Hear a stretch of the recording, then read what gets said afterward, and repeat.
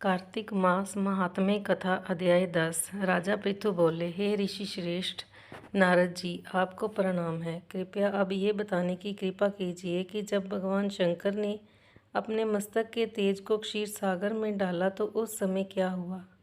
नारद जी बोले, हे राजन, जब भगवान शंकर ने अपना वह तेज क्षीर सागर में डाल दिया तो उस समय वह शीघ्र ही बालक होकर सागर के संगम पर बैठकर संसार को बह देने वाला रुदन करने लगा।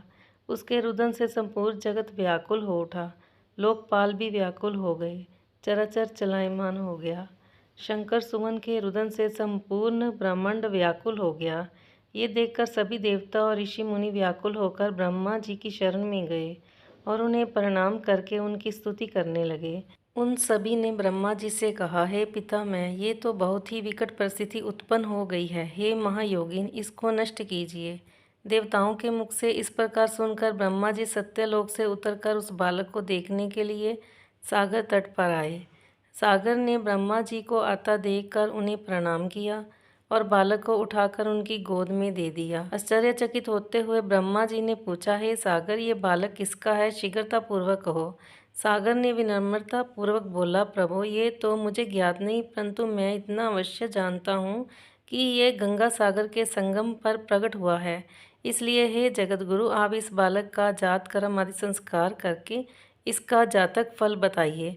नारद जी राजा पृथु से बोले, सागर ब्रह्मा जी के गले में हाथ डालकर बार बार उसका आकर्षण कर रहा था। फिर तो उसने ब्रह्मा जी का गला इतनी जोर से पकड़ा कि उससे पीड़ित होकर ब्रह्मा जी की आंखों से अश्रु टपकने लगे। ब्रह्मा जी ने अपने दोनों हाथों का जोर लगाकर किसी प्रकार सागर से अपना गला छुड़वाया और सागर से कहा, हे सागर, सुनो, मैं तुम्हारे इस पुत्र का जातक फल कहता हूँ।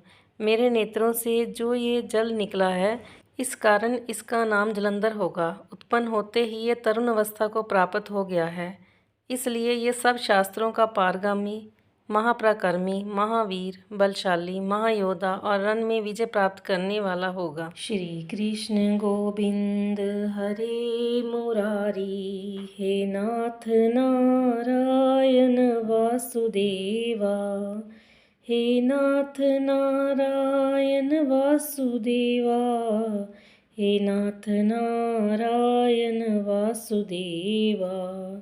बोलो नारायण भगवान की जय।